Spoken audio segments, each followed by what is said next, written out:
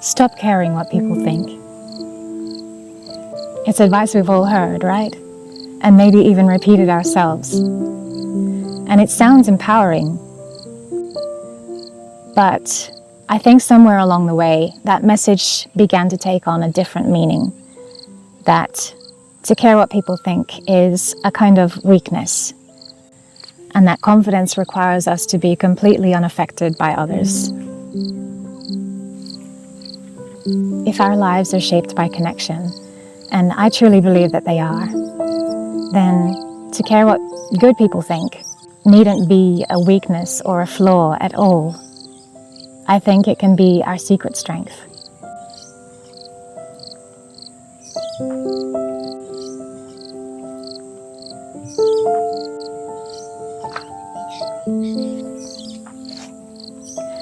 I don't know when it became trendy not to care what other people think. If I look back on times when I have heard those words or said those words myself, they weren't always coming from a place of confidence. Sometimes they were actually coming from deep wounds, especially the ones left behind by rejection. To say, I don't care what people think, can sometimes really mean, if I allow myself to care, then rejection from people will be more than I can bear.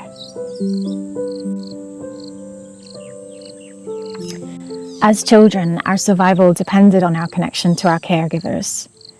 If they didn't show up for us or respond to our needs, then the fear that we experienced in response to that was actually a survival fear. At that early stage, relationship meant survival.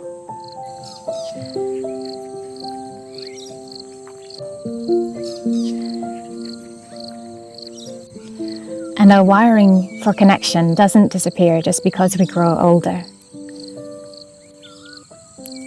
If we were fortunate enough to receive warmth and attunement early in our lives, then we carry that sense of safety and belonging into our adulthood.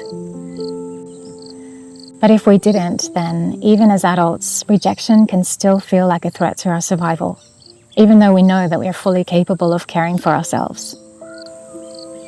In the absence of that early safety, many of us learn to protect ourselves by withdrawing. A child's mind doesn't have the ability to understand that rejection at such a vulnerable age was never their fault.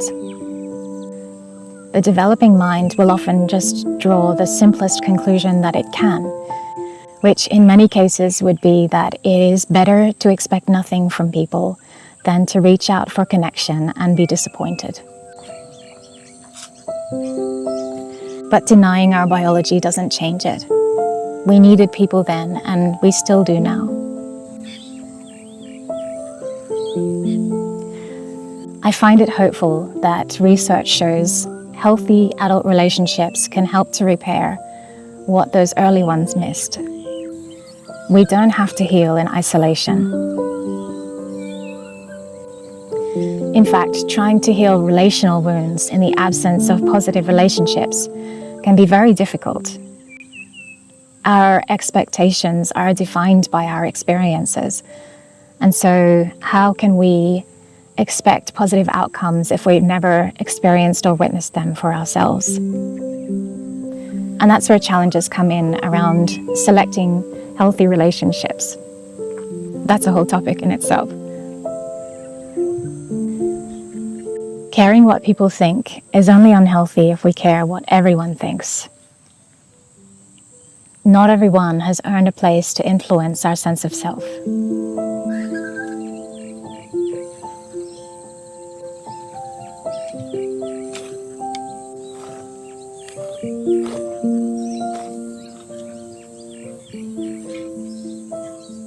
But to care what good people think, people who have shown up for us and demonstrated that they are kind, consistent, and safe, to care what those people think can actually be profoundly orienting and deeply healing.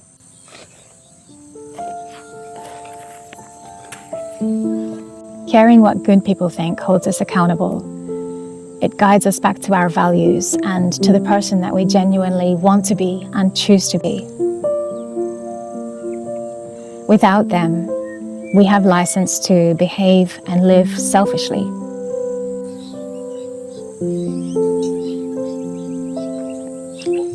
We need witnesses to our lives, not for approval or validation, as some might say.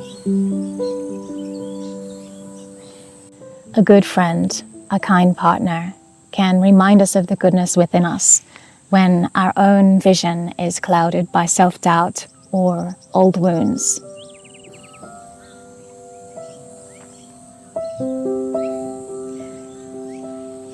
They can also reflect back to us the parts of ourselves that still need more healing and more attention.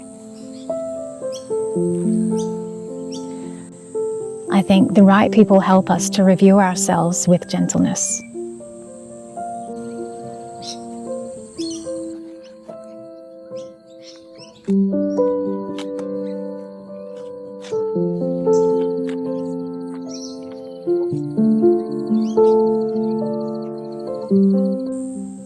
So no, we don't need to stop caring what people think.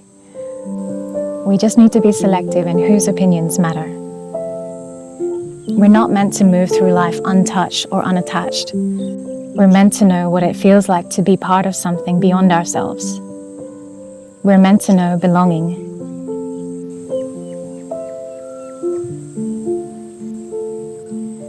I would trade the phrase, "don't care what people think," for something more human.